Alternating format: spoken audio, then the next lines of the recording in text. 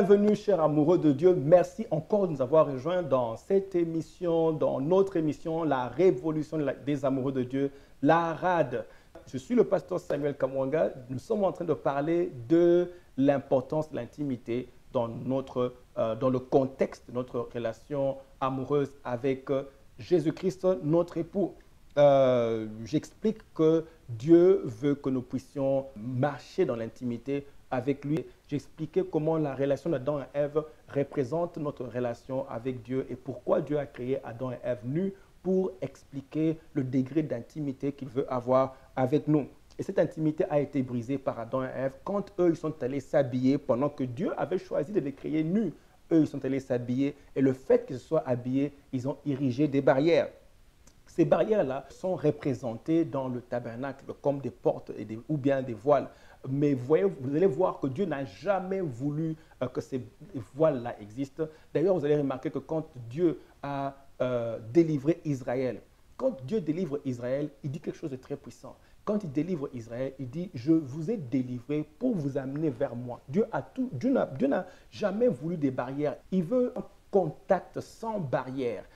Lisons Exode chapitre 19, verset 4. Il dit « Vous avez vu comment j'ai fait à l'Égypte et la façon dont je vous ai porté sur des ailes d'aigle et amené vers moi. » Même pas à Canaan. Je suis sûr que vous posez la question, mais Dieu avait délivré Israël pour l'amener à Canaan. Laissez-moi ouvrir une parenthèse pour vous dire, tu ne peux rien conquérir sans Dieu lui-même.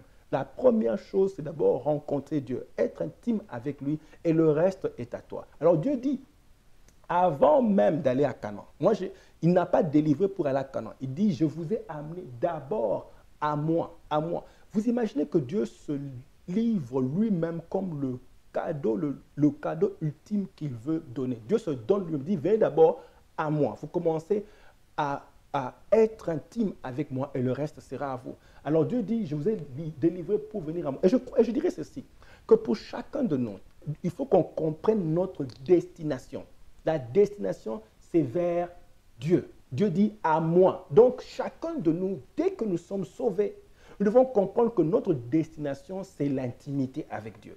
Donc Dieu dit, il te sauve et progressivement, nous faisons le travail d'aller vers lui, de passer à travers les voiles et les barrières, les murs qui ont été érigés jusqu'à ce qu'on l'atteigne lui et qu'on devienne intime avec lui. Et c'est ce qu'il dit à Israël ici. Il dit, je vous ai porté sur les ailes d'aigle et amené vers moi. Et moi, je dirais pour tout enfant de Dieu, quand tu nais de nouveau, ta destination, c'est aller vers Dieu. Pas vers les choses, pas vers le matériel, pas vers les amis.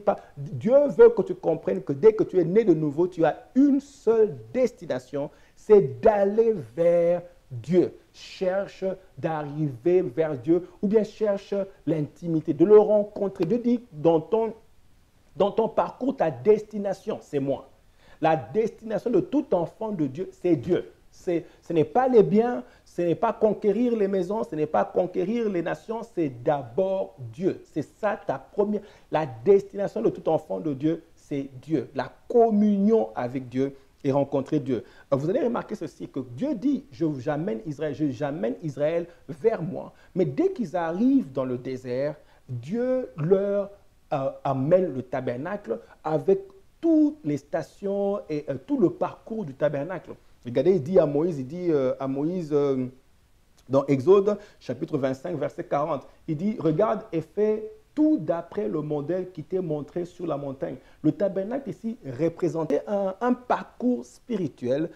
Comment Dieu, en fait, dans le tabernacle, voulait montrer à Israël, quand Dieu dit « venez vers moi », il montre à Israël sa maison et comment faire le parcours pour arriver jusque dans la chambre, je dirais. Vous verrez que même dans le livre de Hébreux, chapitre 8, verset 5, pour nous montrer, écoutez, le tabernacle était vraiment un parcours spirituel, une démarche que tout enfant de Dieu doit prendre. Il dit, ils célébrèrent un culte qui n'est que la copie et l'ombre des réalités célestes. Ah, il dit, Moïse en avait été averti alors qu'il allait construire le tabernacle. Donc le tabernacle était l'ombre des réalités célestes. C'est-à-dire que le tabernacle, bien qu'il était construit physiquement sur la terre, mais il décrivait le parcours de comment arriver jusque là où Dieu est. Il avait plusieurs compartiments, évidemment, il y avait 3 compartiments, sans compter l'extérieur du tabernacle.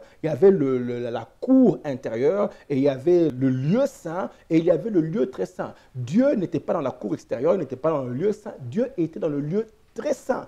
C'est là que Dieu résidait. D'ailleurs, il dit dans Exode 25, 22, Dieu dit, c'est là que je te rencontrerai du haut du propitiatoire, entre les 2 chérubins placés sous l'arche du témoignage, je te donnerai les instructions. Dieu dit, c'est là que je te rencontrerai. Ça veut dire que Dieu explique ici qu'il avait comme dans le tabernacle, il avait une chambre là où qui lui était réservée. Et c'est là que Dieu était. C'est là qu'il se manifestait à travers ce qu'on appelle la gloire Shekinah, ou bien une gloire manifeste de Dieu.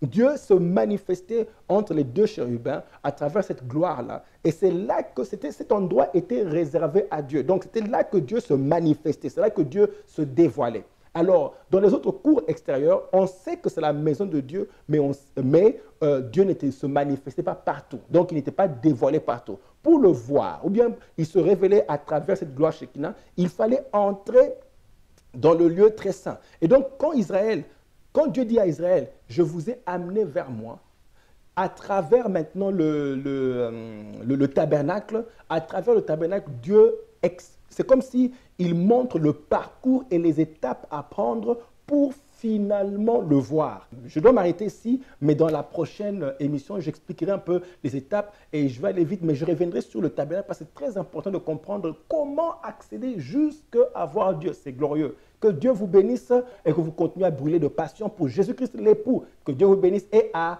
plus tard.